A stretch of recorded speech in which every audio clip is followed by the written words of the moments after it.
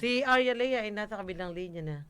Nasa, oo. Ang detalye ng balita niya ay, hindi, ang balita niya at tinutukan ngayong araw ay yung babaeng nalunod dyan sa fish pond, ano, sa Barangay Santa Lucia, Gimba, na umano'y ang dahilan ng pagkamatay ay yung pagkalunod. Meron daw itong mental illness at epilepsy at August 1 pa pala nawawala. Ang detalye ng balita, ihahatid ni Arya Lea. Arya Lea, pasok.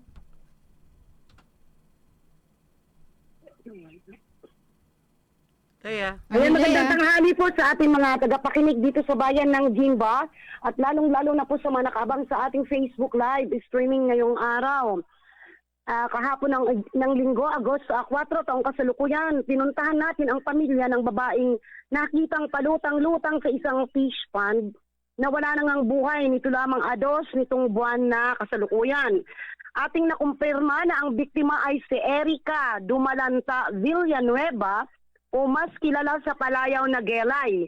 Ito ay isang 36 anyos, dalaga at residente ng Purok 4, Barangay Kabaruan, Gimba, Nueva Ecija. Ang dalaga ay bunsong anak ni Nanay Gregoria Villanueva, isang 60 anyos na balo at may 3 anak. Si Erica ay may sakit na mental illness at epilepsy mula pa pagkabata nito. Kwento ni Nanay Goring, iniwan niya sa bahay nila si Gelay nung araw na yon, Agosto 1, para pumasok sa kanyang trabaho. Nangangahoy di umano ang dalaga nang magbili nito sa kanya na bilhan ito ng pagkain. Hapon na nang hindi niya maabutan ang dalaga sa kanilang bahay, kung kaya't hinanap nila ito katuwang ang mga barangay tanod ng kanilang barangay. Hanggang sa inabot sila ng alauna ng hating gabi at hindi na nila ito natagpuan.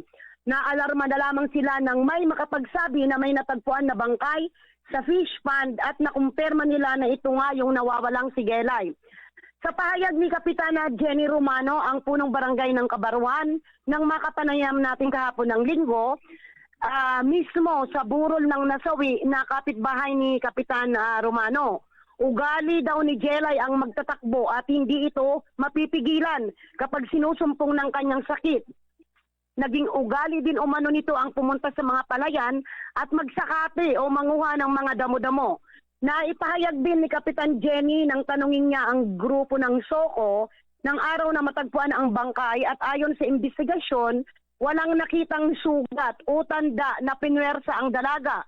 Pero hindi tukoy ang internal examination nito dahil hindi na pumayag ang pamilya na ipa-autopsiya pa ang bangkay. Droning o pagkalunod ang dahilan. Sa kasalukuyan, si Kapitana Jenny Romano at ang kanyang mga kagawad, kasama ng buong komunidad ng kanilang barangay, ang mag-aambag-ambagan para sa mortuary ni Erica Gilay Dumalanta Villanueva at iba pang tulong na gastusin sa burol dahil alam nila na mahirap lang din ang buhay ni Nanay Goreng, ang solo parent ni Gilay at ang mga kapatid na hikaos din sa buhay. Kasamang Army at kasamang mayroon po tayong panayam kay Kapitana Jenny Romano. Pakinggan po natin ang kwento ni Kapitana Jenny Romano. Ni Girlie Dumalanta Villanueva na Gelay ang palayaw pala. Pero ang tunay pong pangalan Ay, Erica. Erica. Erica.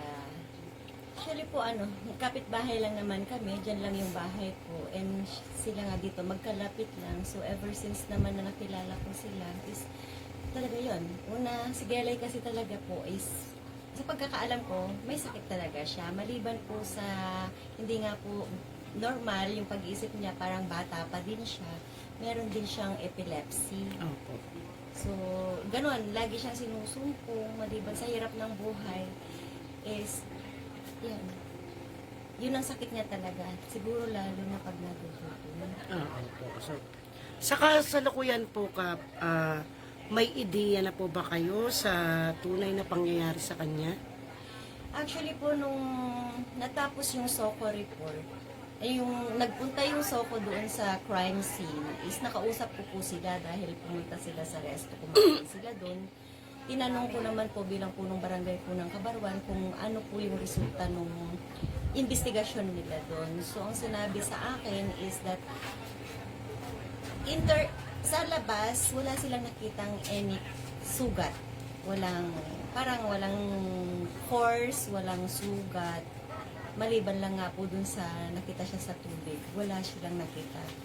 Para daw po sigurado is ipa-autopsy kung yung internal ang pag-uusapan para makita. Yun naman po ang sinabi. So, nag-undergo po ba ng autopsy ang kapulisan? Pina-autopsy po ba? Ay, hindi na po ata pumayag. Pumayag, hindi po sila nagpa-autopsy. Kap, mayroon po kayong nabanggit sa akin regarding dito kay Gelay sa pagkamatay niya, yung sinasabi niyo pong mortuary para sa kanya dito sa inyong barangay. Ano po yun? Oo.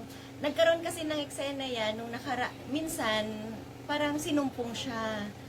And talagang yung mukha niya halos nabasag na, humampas, parang nagkikisay siya, kaya lang yung tinamaan niya is siguro bato or something. So namaga talaga ang mukha niya. Ang problema, hindi namin siya may pagamot kasi siya nagwawala. Opo. May binigay kaming gamot, kumalma siya. So that by that time, na-realize ko nga na ibalik siya sa mortuary. Dati na kasing miyembro yan kaya lang po natanggal sa kahirapan nga sa buhay, kasi hindi sila nagbabayad nung kada may patay. So natanggal. May rules po kasi yun. So natanggal. So kinausap ko yung CMA officers namin dito sa Kabarwan na ibabalik kung paano yung proseso. So yun po, bilang binayaran namin. Binayaran namin siya, nag-share kami kasama nung mga kagawad ko. Tapos nagpalibot kami sa buong barangay ng pera para ibinili ng mga grocery na binigay sa kanila. So ngayon, nakapasok siya sa mortuary, which is ang alam kong matatanggap is 45,000. More or less, 45,000. Ayun. Hindi ko inassume na mamamatay siya ng maaga kasi bata. Ang inaano ko lang dahil wala silang kakayahan, later on, so ibalik na lang natin, tulong sa kanila. Opo. Ayun, kaya po siya naisali sa mortuary namin. Ayan. So, Nanay, kailan po ang nakaplanong libing ni Gelay? Kailan nililibeng? Webes. Webes. So, Nanay, maraming salamat po at Kapitana Jenny Romano, maraming salamat po at napaunlakan niyo po ako. At condolence na lang po sa family. Kami po nakikiramay po sa radyo natin Gimba. You're always welcome, Ate Leia, anytime.